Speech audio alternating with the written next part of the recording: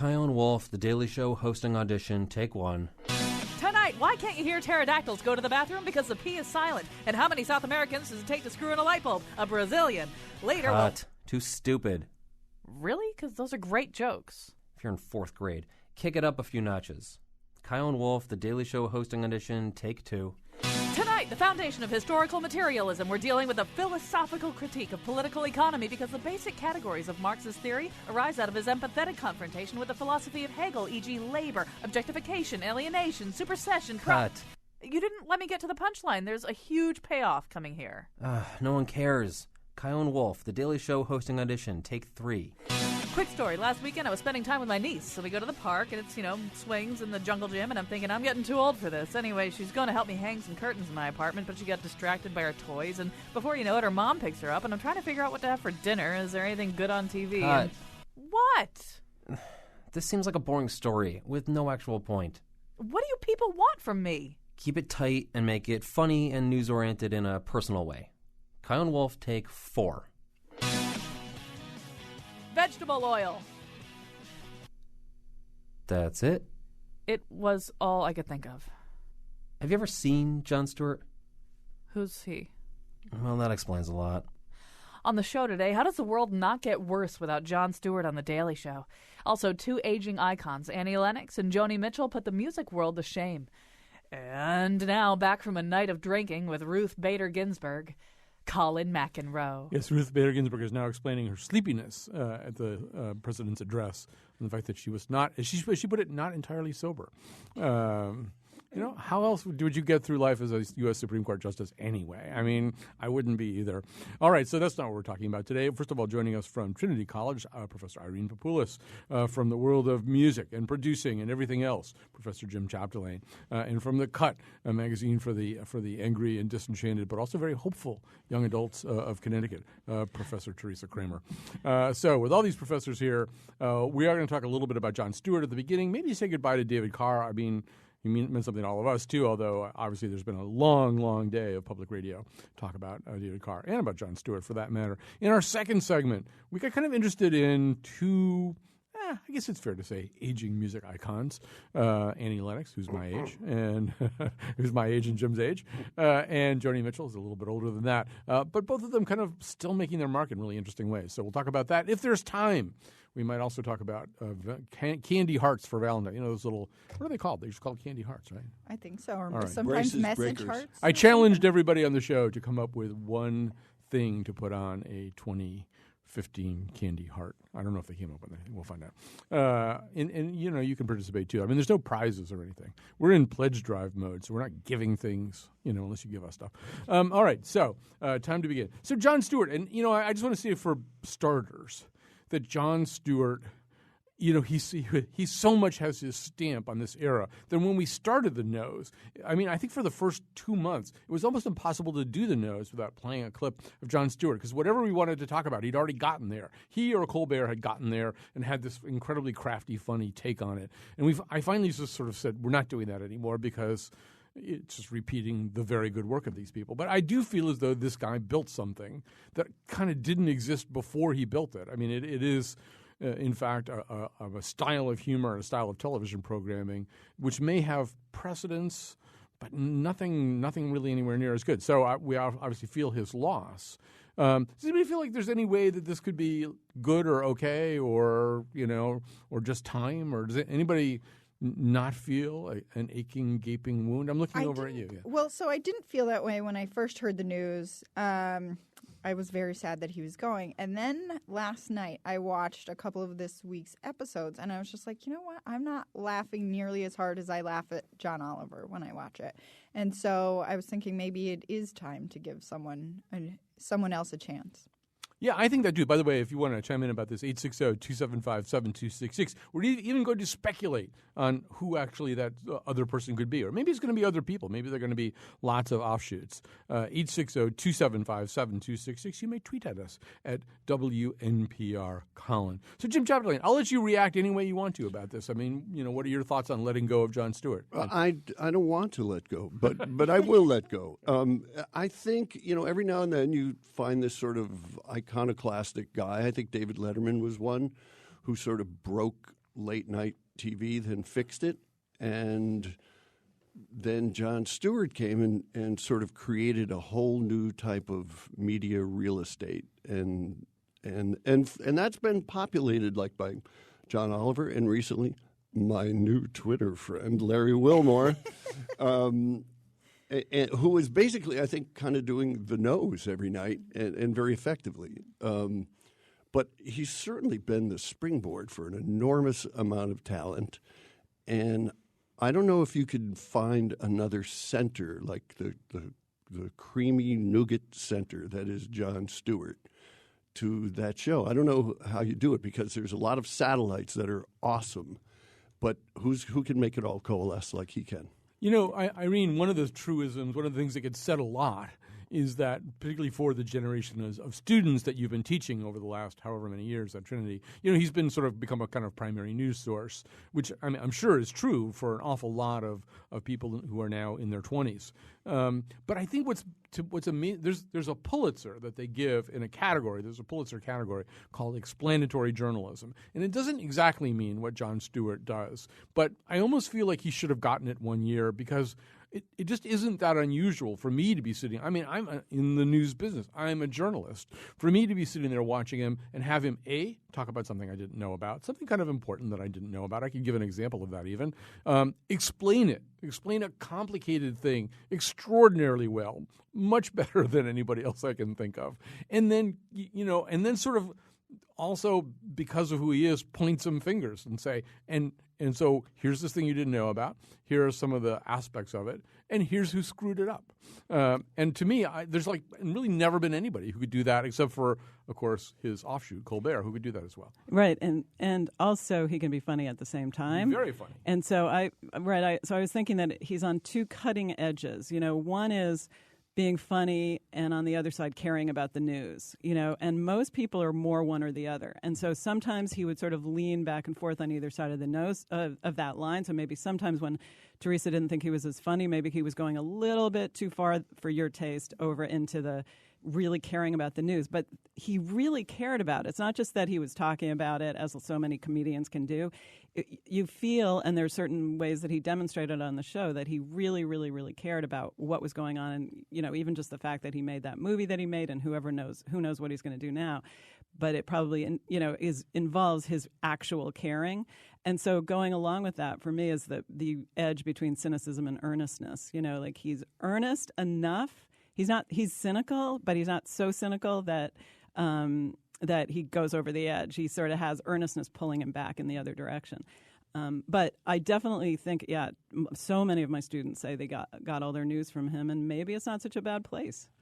I think the other thing that we reacted to so well over this stretch has been authenticity. He seems, for the most part, to be sharing some kind of very authentic version of his own reactions, just the way you would talking to a friend, right? Mm-hmm. And I mean, I'll give you my example, too. I was watching a lot of old Stewart clips, and one that jumped out at me was he obviously was very moved and troubled by everything that happened as a result of 9/11, but he was talking about this bill to provide medical coverage for first responders to 9/11 who didn't have it. And he was going into some of the details, staying funny. One of the things that he proved, I think, is that you can be Howard Beale, sticking your head out the window, getting everybody else to stick their heads out the window and say you're mad as hell and not going to take it anymore. And if you're funny, you can load a lot of detail into that statement, too. And so keeping the pace up, keeping his momentum, he explained all the details. Then he explained that there was Republican opposition to this. Then he said, but it'll probably pass anyway, right? And then he explained, no, the Democrats had actually rigged this thing up so that it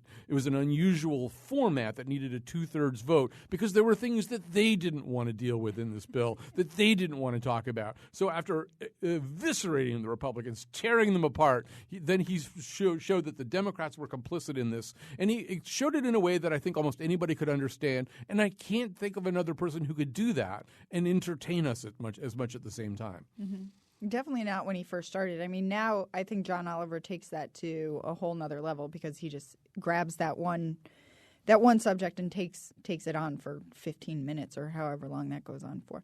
But he's also, he calls out the media in a way. It's just about, the show's just as much about how people report the news as it is the news themselves. Mm-hmm.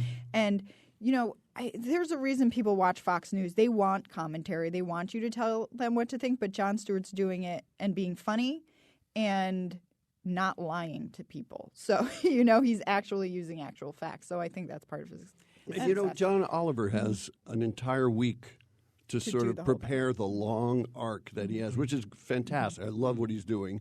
And he sort of proved his mettle when Stewart was away that he could do a daily show.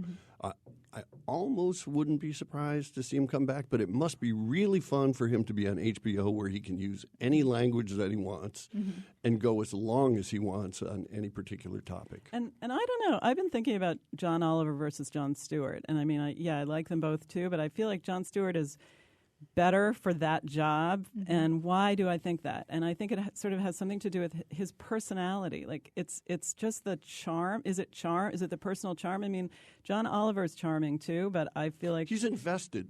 I think he seems invested. Stewart? And when he's not, you can tell when he's not. When he has an interview of some fluff movie that's just clearly somebody on tour, he won't even talk about it. He won't even pretend that he's seen the movie. And I like that. I like the fact that he's just going to talk about whatever he wants to talk. But if there's a book that he's read that he really likes, he's going to jump way deep into the book. Well, am I the only person who almost on any given night would turn the show off after the first two segments? The first two segments are usually the first one is him sometimes working with one of his correspondents or more of his correspondents. The second segment is usually more of the same of that. And then the third segment is typically an interview. And I've always thought he was actually not a very good interviewer, a little bit on the sycophantic side. Yes, definitely. Rarely asked penetrating questions. As much as I admired his work everywhere else, I found him... Wasn't he thought to be a very difficult interview? Didn't Obama say it was the hardest interview? Yeah, I don't understand why that. I mean, and maybe with a longer form, like with Obama, he wouldn't be loading up the show with these other elements. He did ask, "Did you kill JFK?" Right. Well, I actually went to see the show taped live about maybe 6 years ago or so, and he had this guy on who'd written a book that the name of which I can't remember, but if anyone remembers, there was a smiley face with a Hitler mustache, and I think it was comparing the Clintons to Hitler. Or maybe it's 50 Shades of Grey, though. Yes. It's the only book we know about. Right? And Jon Stewart just clearly hated this man. And the interview segment went on for over 20 minutes, and it was just him basically tearing into this guy. And they knew they were going to have to cut and paste so much of this interview together that he taped a disclaimer saying, this is going to look crazy to anyone at home because we had to take all these bits and pieces. And so I think, like you're saying, when he's really invested, he's invested. When he's not, he's not. And I think maybe in that adversarial format, he might be kind of interesting. But for the most part, as an interviewer, I thought, first of all, he would occasionally pretend that utterly appalling people like Dennis Miller were not utterly appalling people. Right. And that crazy judge from Fox News that he had, Napolitano, or no, what's his name? I know the guy that you're talking about. Yeah. I mean, and I bubble over with admiration for Jon Stewart, but I mean, the interviews I thought were often kind of pointless, often squeezed to the end where even if he had a few good questions to ask, there really wasn't quite enough time. By contrast, though, Jimmy Fallon's interviews. Or if you would even call them an interview. But just about Jon Stewart for a second, though, too, because I think he, it's like that's where the comedy show, is it a comedy show or is it not a comedy show? Question sort of comes into play. Like, in a way, he's trying to do interviews that are a little too unfunny, but then sometimes the people try to be funny, but they're not that funny, and so it's just kind of awkward. I thought Colbert actually mastered the interview thing a little bit better. That often by staying in character and then therefore prying various kinds of concessions or rejoinders out of his. But he somehow or other. Whatever the text was that you were supposed to be engaging with, he kind of did. But he also somehow schooled the person he was interviewing, like, don't try to keep up with me. Right. Don't go with me. Just stay with what you know. And they must have been briefed. Right. Because they're not going to be as funny as right. No, I think one reads that was just absolutely pretend, first of all, that you're dealing with an actual person as opposed to somebody playing a character and then respond as you would. All right, so we've got a lot of calls coming in here, and I think it would be fun to put a few of them on the air. We also do want to talk in a little bit on this segment about who can emerge, both in that chair on The Daily Show and maybe I mean, this is a great time to be starting something, too. Some people may start other kinds of things. The good thing about death is it brings renewal. So, if we're going to lose Jon Stewart. Unless it's your own. Unless it's your own. And even then, I mean, so somebody gets to experience renewal, just not you. Here's Hillary in Wallingford. Hi, you're on the air. Hi. First of all, I love your show, and the hearts are called Conversation Hearts. Conversation Hearts, okay. Thank you. I wanted to talk about the time in 2004 when Jon Stewart was on Crossfire and with Tucker Carlson and did the whole thing about not being his monkey, and how I thought it was like a big turning point for The Daily Show and got kind of serious, but he was able to show that he was really invested in what he was talking about and really cared about the news.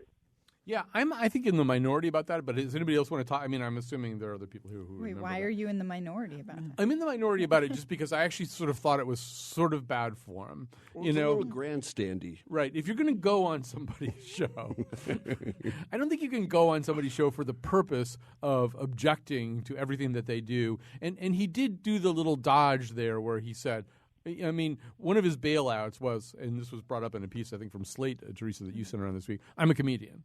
We're fake news. Yeah, we do fake news, all this kind of stuff. Yeah. I know. I didn't. I mean, I think I liked it because I liked what he said to Tucker Carlson. I think most people thought that was a great moment, and I bow to all of the rest of you. I sort of thought, you know what, you can do that on your own show. When you go on somebody else's show, I mean, you wouldn't want somebody to go on The Daily Show and spend the entire time talking about what a piece of crap The Daily Show is. No, that's but bad form. If you asked Jon Stewart on your show, what else are you asking him on for? Like, what else was he on there they for? were surprised. They were, You do? yeah. But that's where the monkey line, as Hillary points out, there was that line about "I'm not your monkey" because I think they were expecting him to be funny, and rather than being And they funny, said that. Yeah. They said, Tucker Carlson said, well, you're not going to come to my house for dinner or something like that. Like, as if that could happen.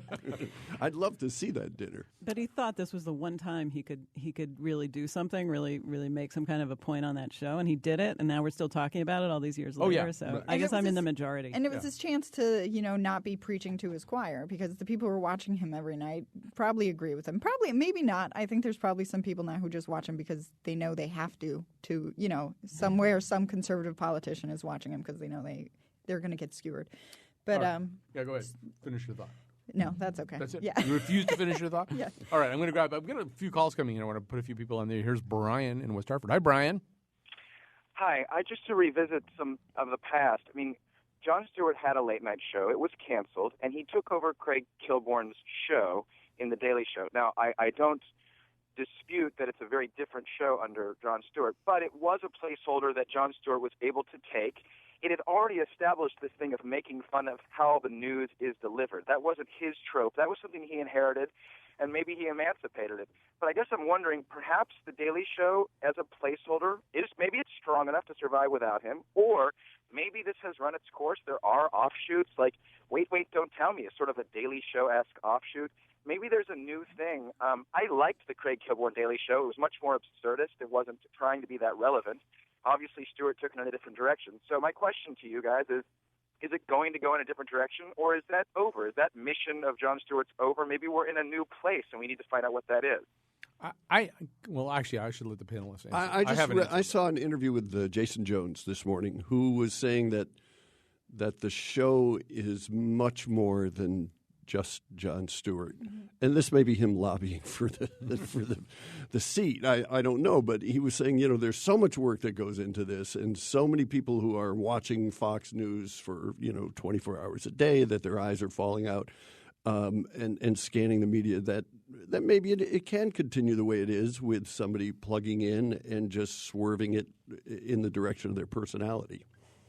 I think it's a really good question, and I don't know what the answer is, but I think I love that they're doing it. I mean, I think I would really miss it if no one was watching Fox News 24 hours a day and telling me some crazy things they're saying that other people are taking seriously. I think that's a really useful social function because of maybe because of the nature of Fox News and all the misleading kind of news that people get. And it also doesn't compete with the 11:30 sort of the big guys, the Jimmys and Dave. So there's sort of that wide open turf there. Thought? Well, I have this strong feeling that whoever takes over should be from the show already. I don't really like the idea of someone coming in from the outside. And I think part of that is because I think some of the funniest, still most biting parts are those segments where a correspondent goes out and talks to some random politician in some tiny little town doing something crazy or whatever. And so, yeah, I think it can survive, and it can, like you said, it just is a new personality at the helm. And if there changing is a God, they won't bring back Craig Kilborn. I hate to disagree with our friend Brian here. Well, I mean, I don't know that you saw him be funny. I don't even know that you are disagreeing with. I mean, I think the difference between Craig Kilborn and maybe even Peter Sagal, to a certain degree, to him, since he mentions Wait, Don't Tell Me. One of the things that Stewart did that I just haven't seen that much is something very close. I used the word authenticity before. You just feel like you're very close to his skin on this, you know? Most nights, if he's angry, he tells you he's angry. He's so rarely slick or contrived He's or sort of authentic. Well, yeah. You know, it's funny you say that because after going to see the show taped, I became far more aware of what seemed like a performance from him to me, and what seemed like he was really amped up and freaking out about something. Yeah. And and I liked the show less after that. I watched it less. I didn't tune in as often because I was like, I can't watch you pretend to be mad about this. It really bothers me. But he can't come raging out. No. in I the know he pre-show. can't. No, But yeah, I'm yeah. going to kill everyone tonight. I mean, I think your point's a good one. I was always keenly aware that this was a performance, particularly in the way that this man used his voice. You know, I mean, in addition to everything else, and certainly also Brian's right, or Jason Jones is right, excuse me. There's a lot of fabulous writers who work on this show, and the correspondents are great, and they just seem to have no shortage of new ones. The other ones, you know, Steve Carell leaves to be a movie star, or Rob Corddry or Ed Helms. They just find other people. You know, they just seem to keep finding them. The writing is really strong. But I do feel as though Stewart's performance, and maybe it is somebody performing as a natural person as opposed to just a natural person. I used to notice what he would do with his voice over the course of a night. I mean, almost as a singer, you know? I mean, just doing these huge vocal dynamics in different ways. And, of course, also all the little, you know, imitations. And, I mean, I wish I could do Joe Lieberman as Droopy Dog, but that was fabulous. And yes, of course, we all can do Mitch McConnell as that turtle. Of course we can. But I mean, but he's the guy who sort of figured that out. Or I'll never forget. And I can't. I wish I pulled this clip actually, but after that first disastrous Obama debate, remember the debate in Denver? Yeah. You know, where Obama just really kind of seemed to be just checking his watch and not really responding. And Stewart, they have such a mastery of clips on that show, and he plays this clip of Mitt Romney saying some stuff that's basically not true, and then Obama just sort of tossing off this very, you know, kind of gentle, dismissive, you know, non-committal response, and you know, and that he had saw, and then I think Stewart said that afterwards. He said, "Well, what do you want me to say?" And Obama, he said, "I've only got 2 minutes," or something like that. And Stewart, looking at his watch, went, "I don't know. How about liar, liar, liar, liar?" And he held up his watch as he was looking at it. "Lie, Romney, lie, Romney, lie." You know, I just thought just even vocally, it was just so brilliantly done. You know? You know, if it's a performance, it's a good performance. I think it's a really good performance, even if he's not entirely 100% sincere. Who knows where anyone's sincerity is? You know, it's somebody who's going to believe in doing that kind of performance. I want to watch. And really, part of it might be that we need somebody like him going into this news cycle, this presidential election, because he helps everybody through that, the sort of insanity of those things. Yeah, and on Tuesday he did say, I have a question for you guys. Did I die? Oh, yeah, you're right. So that was great. Maybe he'll stay, because he said July or September, you know, so, but that's it's still only 2015. Oh, sorry. He's not going to be here to save us. He's not going to be there. Or he comes back and does his election special or something. I hope, because there's no one better at it. He's going to do something. Quick call from Beth, and then if anybody has a final prediction about who can take over, I'd love to hear. Hi, Beth, you're on the air. Oh, hi. Love your show. Thanks. I guess what I wanted to get your guys' opinion on was, I think what's so remarkable about Jon Stewart is the believability of him. Like, I know it's a stage character, and we all know the great writers and all of that. But when something really bad happens or something maddening happens, right before he breaks, he says, "We'll be right back." You feel like you kind of get in and see some real exasperation that you feel also, and you see some form of the real Jon Stewart, whereas I feel like with Jason Jones and John Oliver and Larry Wilmore, they're great, but they don't ever seem to get out of persona. They're funny, and I enjoy watching them too, but I never get that inner feeling like I've really seen the real them. They stay so much in that character. I think that's what we'll all miss the most about him, is that genuine, it seems genuine, frustration when something really bad happens, that he'll be in his character, he'll do all the satiric stuff, and then you do get a glimpse of real frustration that I think we all feel. And even when he's interviewing people like Huckabee and other people who are, to some people's opinion, maddening to listen to, he'll let them talk. He doesn't rip them apart to a degree like Colbert did, but then he will say these little digs where you're like, yes, that's what I'd say if I was sitting in that chair now. So I think it's that peek into what seems to be a real person and the genuine feeling of a man that I feel like we get with Jon Stewart. I'm with you. Don't get with the other people. Yep. They just never seem to get out of their role. Larry No, Wilmore, Beth, does that make sense? I think you've nailed it, Beth, and thank you very much for your call. I think you nailed something there. Very quickly here, does anybody have like sort of a out of the box wild card, wild horse idea? I mean, I circulated a Salon piece, which at the bottom of it had some ones. Anybody? I mean, because one thing to say about Jon Stewart, and I think Brian made this point. If you'd ever heard of Jon Stewart before you saw him on the Daily Show, and then you either watched MTV or you watched the Larry Sanders Show, where he kind of played the perennially bubbling up guy who was going to get some great talk show someday, much to Larry's consternation. But really, I mean, he absolutely was a B-list guy who everybody knew was going to be an A-list guy someday. So the new person doesn't have to be somebody that everybody knows. I kind of want him to pick someone, because he has a good eye for talent. You sort of want a fusion of John Hodgman and Louis Black, Hodgman's urbanity and Louis Black's rage. One person that I'd be interested in, and I can't believe I'm saying this because I've had such bad experiences with him. But bad experiences because I've been with him over extended periods of time, once, and then he actually came and was on the nose once. And I had this very uncomfortable feeling like he didn't like me and he didn't want to be here. And I mean, like really, as powerfully as I've ever had from somebody without him saying this. But I think Michael Ian Black is an interesting possibility. A guy who kind of has the smarts. Did you say no? I said, oh. Yeah, but I feel like everyone gets that feeling from him, so it's not just you. And I would, I would add an N to Teresa's. Yeah. And just say no.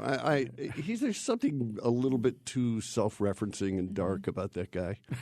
He's very funny, but he's funny like, look how dark I can be. Yeah, possibly. Well, nobody. I like Jessica Williams, but I don't know if she's too young to bring that sort of little young scope to it. But she is great. She's been a great find for them. All right, so very quickly here, we're saying goodbye to Jon Stewart. We're not really because he's not dead and he hasn't gone and we don't know when he's leaving and all that kind of stuff. We are for real saying goodbye to David Carr. David Carr, the amazing media writer for the New York Times.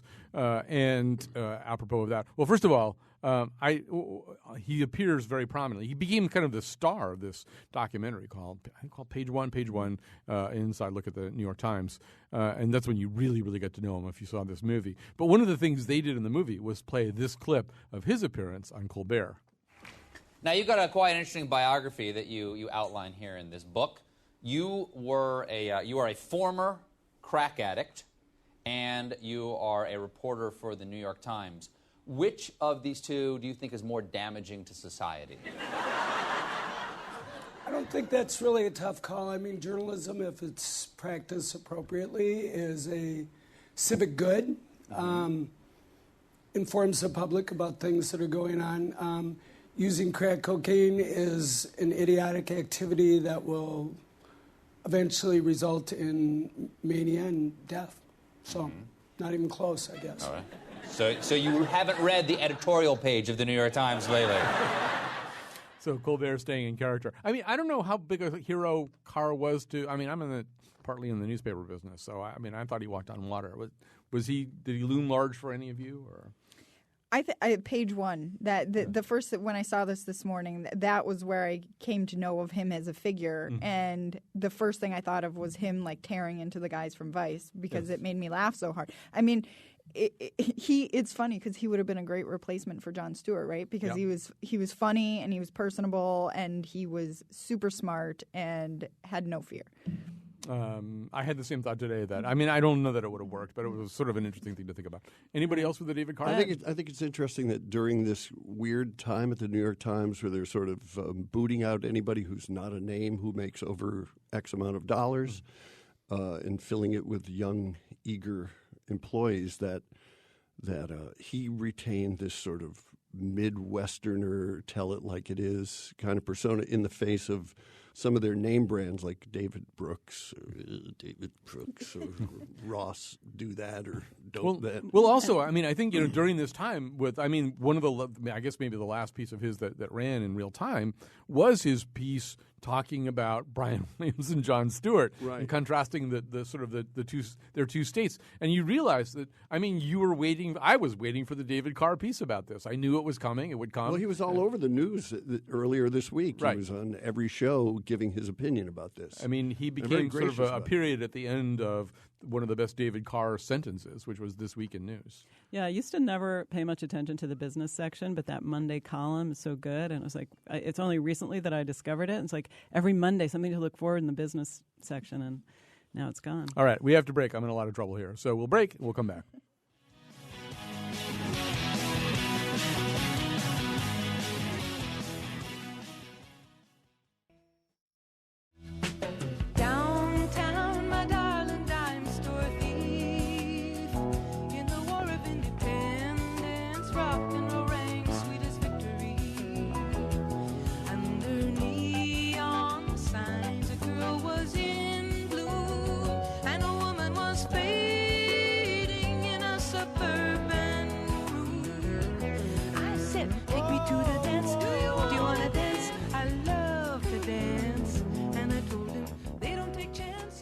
All right, that, of course, is Joni Mitchell. I feel like we're all doing the same shows this week. We're all doing David Carr and Jon Stewart and all this stuff, so I wanted us to do something else here in the second segment here. And it did strike me that, well, first of all, Joni Mitchell's on the cover of New York Magazine. It's in their special fashion issue of New York Magazine. I think part of this little trend that's going on right now that smart older women are the queens of fashion right now. Joan Didion, of course, the face of the Celine fashion line here. So Joni Mitchell, who's 71 and has been a relentless cigarette smoker her entire life, and that's not kind to your face and everything. But she's on the cover of New York Magazine, their fashion edition, with a pretty interesting interview. And then Annie Lennox, who's actually 11 years younger than Joni Mitchell. She's the same age as me and Jim Chapdelaine, a 1954 birthday. In the Grammys, surrounded by youth, surrounded by young performers, just tore the Grammys apart. Well, maybe we can sort of come to that. You can give you a little clip of that, but it would just absolutely set the Grammys on their ear. So here are these two kind of divas, women of a certain age, who in some ways maybe sort of excite us more than most of what's offered to us on the current youth market. So I don't know. First of all, Irene Papoulis, did anything jump out at you in the Joni Mitchell, this kind of rancorous Joni Mitchell interview? She's not really too happy with much of anybody. Well, right. And you say excite us, and I wonder who the us is, because I don't think everyone's excited by these women, though Annie Lennox is somehow exempt from the disparaging look at these women that people have. But I think Joni Mitchell gave us a lot of reasons to criticize her in that article, and there's something. I mean, I was a total fan of hers, until maybe midway through her career or something like that. But there's something about her intense determination to do things her own way that's both attractive and repulsive, I think, to people. It's interesting, Jim, that she says this midway through the career, because so many people did bail on Joni Mitchell at a certain point, well before her work ceased to be interesting. I mean, I've stayed with her all the way through and have listened to the last two albums and maybe not liked them all that much. But, there was sort of a point where she did Mingus and people were getting a little... But, Don Juan's Reckless Daughter, sure, and Night Ride Home, all these other sort of three-quarter career mark things that she did after she had infuriated her base. Well, she took pride in sort of breaking the mold that she had been cast in and being a little bit of an impresario. She's the one who, even though Jaco Pastorius was known to all of us in the music world and she took him and featured him in a way that he hadn't been used to before. And Jaco Pastorius being the most incredibly creative. Sort of the Charlie Parker bass. Exactly. And sort of hasn't been replicated since. I mean, people try to replicate it all the time, but he invented it. And she did present great musicians in great light after she moved past her folky period. And I love almost every period of her. So, and she's always had this same personality thing. I mean, I don't remember the sort of young, sweet Joni Mitchell interviews when she was on the Johnny Cash show. She always seemed so pleasant and stuff like that. But I'm sure behind the scenes she was difficult. But that's, her role as an artist and her right to be that way. So, Teresa, in this interview, we meet a Joni Mitchell who's really not too happy with anybody. She's certainly not happy with any biographers or anybody else who might be trying to write about her or package up her music or honor her at a museum. Or there's nobody. She really hates you all. That's basically what it comes down to. And God forbid that anybody make a biopic about her, especially if it has Taylor Swift in it, which was apparently seriously contemplated. I had no idea. Yeah, I don't know. She came off as really rancorous to me, and I like Joni Mitchell too. But it's like she's, I said in our emails that she's the Kanye West of folk music. She just makes it really hard for you to like her, and you just kind of want her to make her music and then go back into a closet because she's going to come out and just yell at you, apparently. But yeah, I don't know. It was a strange interview. But isn't there something about her that sort of, I don't care about all of you, I'm going to do it my way, that's attractive at all? There is, but you also have to be willing, like, if you're going to do it your way and refuse to listen, like, take anyone's advice, who they weren't all stupid. Some of them knew what they were talking about. And you have to be willing to have your fans bail on you halfway through your career because you started making weird music they didn't like. But it really wasn't that weird. No. It was, it's not by today's standards, it's just some of it's still pop music. Different. It's People just, don't like but it didn't accept the challenge. Yeah. That's what an artist is going to say to you, is accept this challenge and let me fail or let me succeed. But if you like me, you'll let me try this. I do think that there were many disappointingly fair weather. I'm not saying that that's you, Irene, but disappointingly fair weather Joni Mitchell fans who kind of stayed with her through Court and Spark and For the Roses, and Blue. And then things got a little bit different with The Hissing of Summer Lawns and Hijira, which are both monumental LPs. And then got really weird with Mingus, or just very different and hard to handle for her.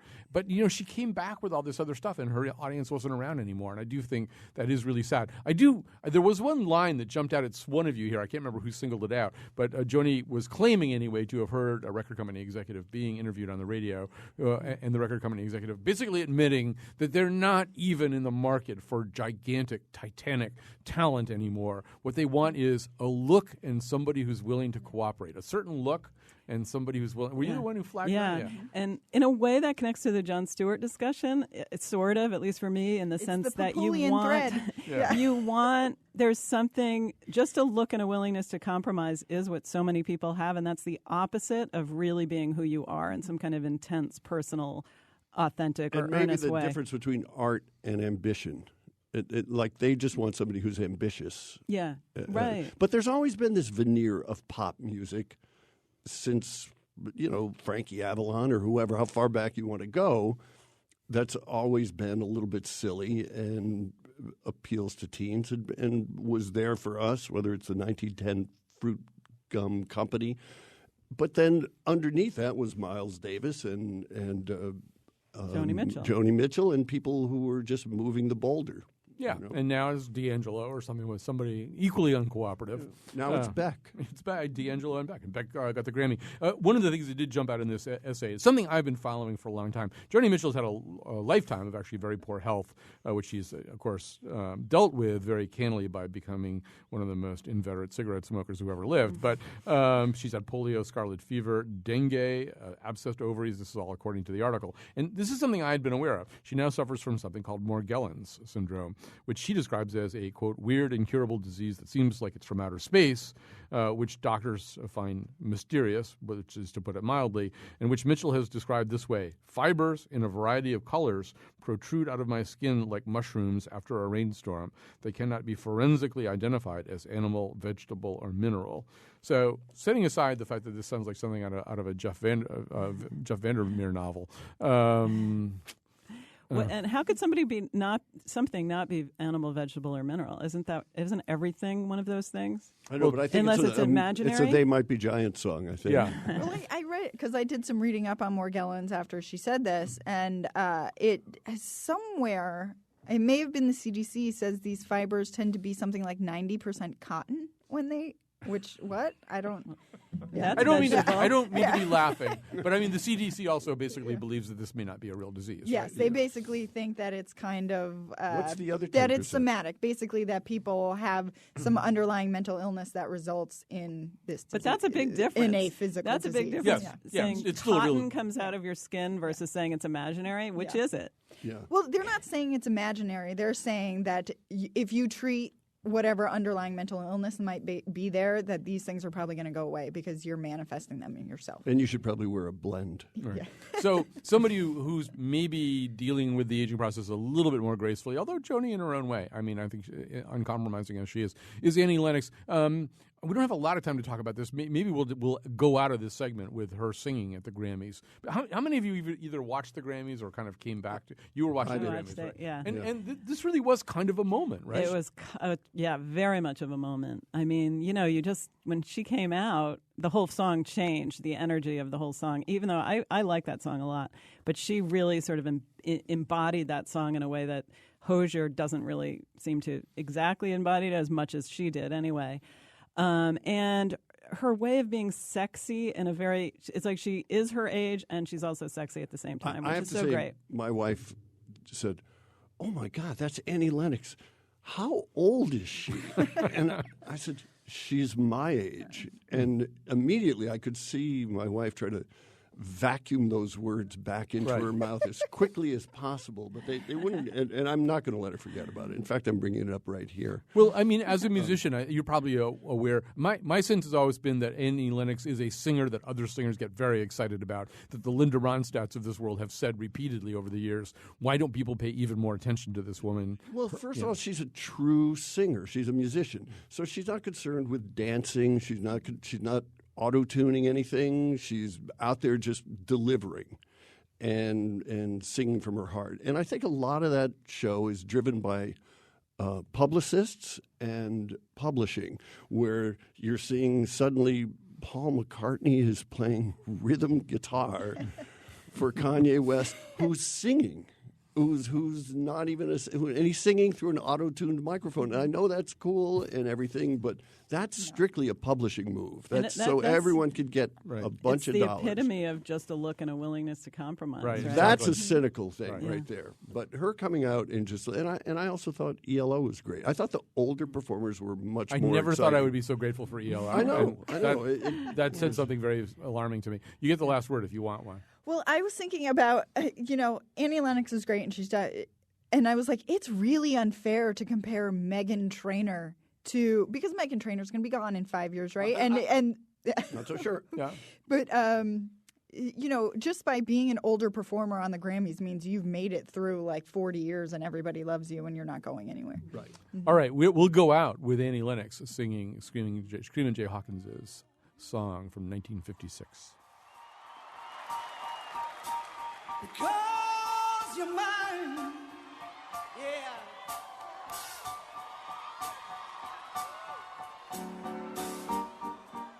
You better stop the things you do. I tell you, I ain't lying. I ain't lying. You know I can't stand it.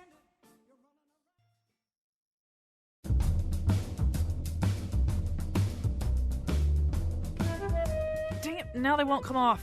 I probably shouldn't have tried out my new 50 Shades of Grey handcuffs when I'm not in a relationship. A little help over here. Today's show was produced by Colin McEnroe and me, Kyone Wolf. Our intern is Kelsey Bissell. Greg Hill appeared in the intro and tweets for us at WNPR Colin.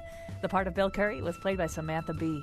For show pages, articles, and a list of all the Faith Middleton Show staff's safe words, visit our website, WNPR.org. We'll be back on Tuesday with a show about whether all the good ideas and culture have dried up. And now, back to Colin. All right. And if you like, by the way, for Valentine's Day to get some conversation hearts that have things on them, like safe word, email Teresa Kramer. She's putting out 50 Shades of Grey conversation hearts. All right. Endorsements. I would like to endorse the Dear Sugar podcast, which is on the WBUR website. It is fantastic. It's just a advice podcast, but they describe it as deeply empathic advice, and it's just there's something really beautiful. And it's Cheryl Strayed who wrote Wild, and this other guy, Steve Almond, I think his name is. Oh, Steve Almond's been on our show a lot. Yeah, and they're actually in conversation talking about the letter, and they get into their own lives, and it's really beautiful. And the Robert Durst thing on HBO, the documentary series. There's only one out, but it's like the anti-serial. So if you liked serial, watch it. Yeah, I'm with you on that, and I'm a big Steve Almond fan. All right, Jim, what have you got for us? Quickly, just because he follows me on Twitter now, the Nightly Show with Larry Wilmore, which I actually like, which is sort of like The Nose. With a huge budget. And then I'm really late to the party on this, but she's been very helpful in a project that I'm working on. The Immortal Life of Henrietta Lack by Rebecca Skloot is a really amazing story for anyone who's had any sort of malignancy issues and wants to know who owns your tissue. Right. This is about this woman who sort of her body became part of research, right? It's immortal. Yeah, immortal, yeah. All right, great recommendations. What have you got? Well, I saw the Hartford Symphony last night, and there was this pianist doing the Rachmaninoff piano concerto, fantastic, named Sean Chen. Get 10 Flex tickets to the Hartford Symphony and go to some symphonies. They're so interesting and magnificent. But also, in my little candy would say, let's have an adventure on it, because I've been thinking that 50 Shades of Grey. Why does it disturb me? What is it? Why is it so popular? And I think part of it's why it's so popular is people want to have an adventure. This might not exactly be the right kind of adventure, but this makes them think about adventure. And there's an interesting article in the Atlantic this month called "Consent Isn't Enough: The Troubling Sex of 50 Shades." That also makes you think about why it's potentially problematic. Is all of this on your candy? Yeah, that's a big candy. It's micro dots. Let's have an adventure. It's a That's the candy bar. All right, I'm going to recommend a very easy and simple thing. It won't take you any time at all, but just find, if you haven't seen it already, Dana Carvey as both John Lennon and Paul McCartney. John Lennon asking from heaven about what Paul McCartney was doing at the Grammys, and Paul McCartney trying to explain Kanye West and auto-tune to John Lennon. It's both enhanced and almost ruined by the fact that Bill Hader is sitting next to him laughing so hard that you almost can't hear everything that Dana Carvey does. But it's the perfect punctuation point to the conversation we just had. I've recommended this in the past, and I think Jim is also an aficionado of it. And I'm going to recommend it now because one of the things I've realized about the television series Justified is you don't need to have watched previous seasons of Justified. It's in its final season right now. I don't understand the plot of it. I couldn't ever explain to you what the plot of Justified is.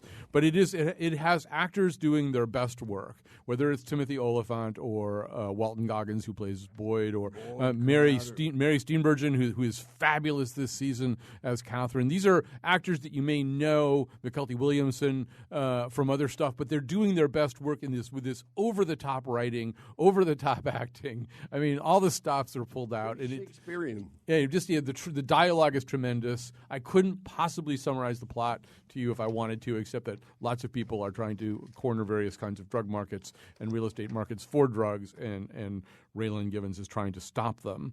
And then I'll just quickly mention something that is coming up a week from Sunday, and many of us will be there, and that's the Red Carpet Experience for AIDS, which is Oscar night in Hartford. It's at Spotlight Theaters. We'll have to put a little link on the website so you can figure out how to order tickets. It's a wonderful party. Everybody has a great time. You can watch the Oscars. There may be nose-like activities going on there. I'm not 100% sure, but lots of fun and funny people will be there. You can too, and it supports a great cause. So think about going there. Yeah, yeah, yeah, yeah, yeah. On the radio. See you on the radio. On the radio, baby.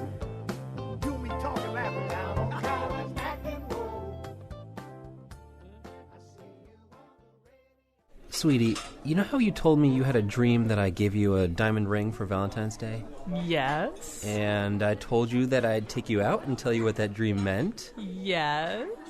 Well, I got you a dream dictionary. You little... Ow!